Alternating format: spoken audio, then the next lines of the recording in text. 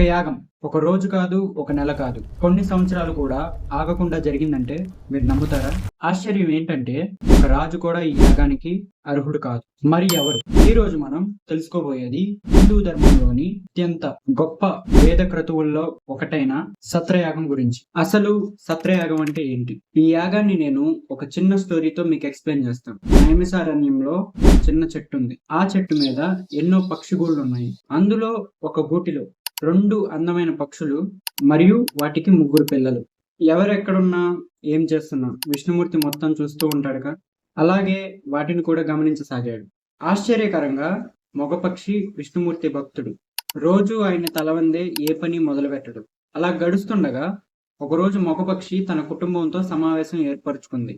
ఇక్కడ విష్ణుమూర్తి ప్రపంచం మొత్తం చూస్తాడు మరియు వింటాడు, కానీ ఈ గూటిలో ఏం జరుగుతుందో గమనించడు. ఆయనకి తెలిసిన వాటి స్వభావాలు బట్టి వాటిని అర్థం చేసుకోవడం మొదలుపెట్టాడు.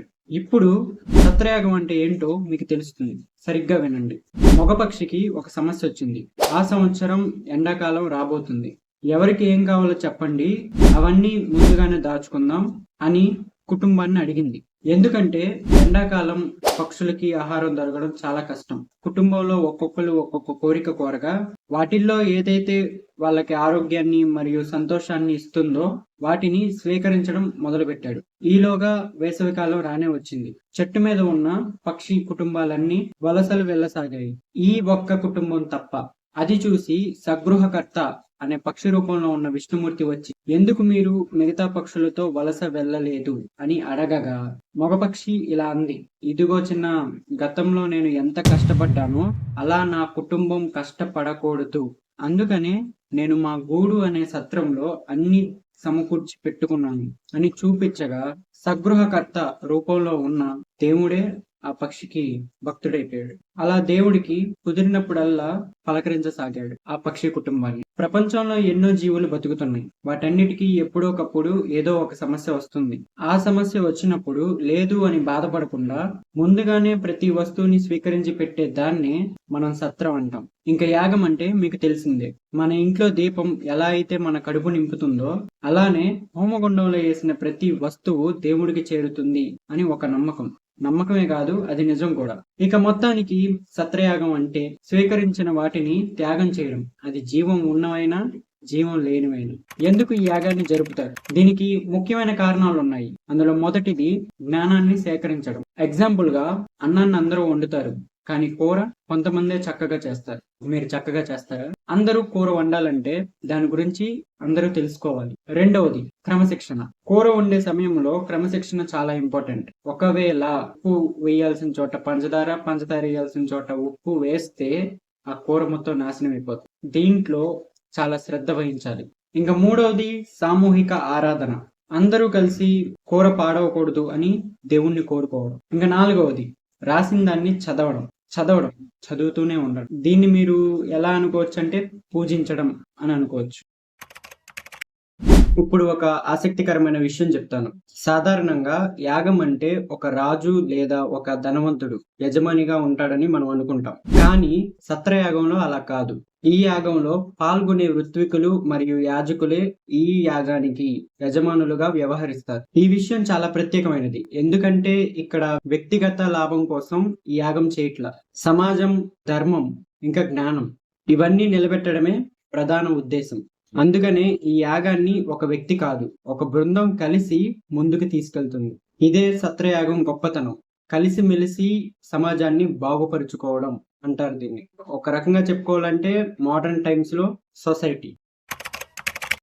ఇక్కడ ముఖ్యమైన ప్రశ్న ఏంటంటే ఒక యాగం ఎలా నెలలు, సంవత్సరాలు కొనసాగుతుంది?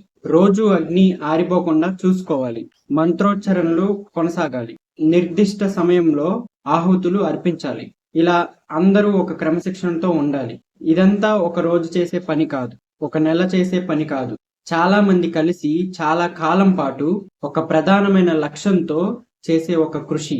అందుకే దీనిని దీర్ఘ సత్రయాగం అని కూడా అంటారు. మీరు ఒక విషయం గమనించారా? చాలా పురాణాలు నైమిషారణ్యంలో ఋషులు సత్రయాగం చేస్తుండగా అనే వాక్యంతో మొదలవుతాయని. ఎందుకంటే ఆ ప్రదేశం జ్ఞానానికి కేంద్రం మరియు అక్కడ లేని వస్తువు అంటూ ఉండదు. ఋషులు అక్కడ చాలా కాలం పాటు నివసించి వేదాలను చర్చించేవారు, పురాణాలను వినేవారు, వినిపించేవారు, సందేహాలను తీర్చుకునేవాళ్ళు. అందుకే నైమిషారణ్యం హిందూ సాంప్రదాయంలో ఒక ప్రత్యేక జ్ఞాన కేంద్రంగా ప్రసిద్ధి చెందింది. ప్రజెంట్ టైమ్స్ లో ఈ అరణ్యం వచ్చేసి ఉత్తరప్రదేశ్ సీతాపూర్ అనే డిస్టిక్ లో ఉంది. ఇంకా మొత్తానికి నా ఫేవరెట్.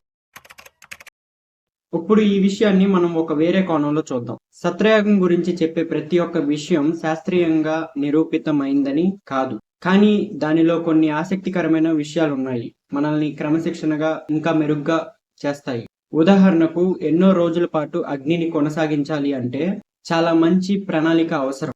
ఇంధనం, ఆహారం, ఇంకా బాధ్యతల పంపిణీ, ఇవన్నీ సమయానికి తగ్గట్టుగా జరగాలి, ఒకటి దాని తర్వాత ఒకటి. మరొక విషయం, ఆ కాలంలో వేదాలు మౌఖిక సాంప్రదాయం ద్వారా పరీక్షించబడ్డాయి.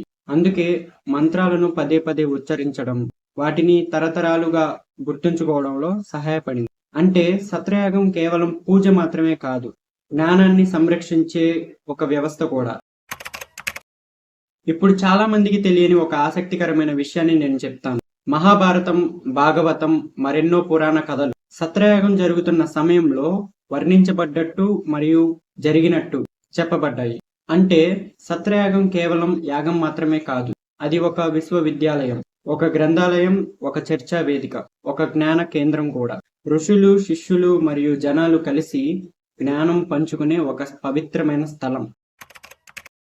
సత్రయాగం అనేది కేవలం అగ్నికి ఆహుతులు ఇవ్వడం మాత్రమే కాదు, అది ఒక విశ్వవిద్యాలయం, పరిశోధనా కేంద్రం, ఆధ్యాత్మిక సాధన లాంటిది. అందుకే వేల సంవత్సరాల తర్వాత కూడా మనం దాని గురించి మాట్లాడుకోగలుగుతున్నాం.